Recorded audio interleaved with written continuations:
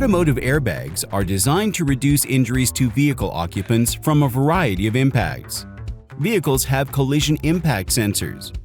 When a crash happens, these sensors can measure the severity and direction of the crash and will trigger the airbags that need to be inflated. Each airbag contains an igniter that starts a chemical reaction designed to make a lot of gas very quickly.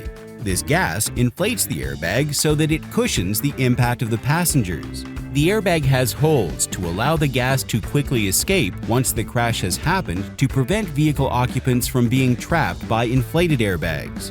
If there's a problem with your airbag system, a warning light will be shown on the dashboard. If this light is on, you should have your vehicle airbag system diagnosed and repaired as soon as possible to make sure that this critical safety system works should you ever need it.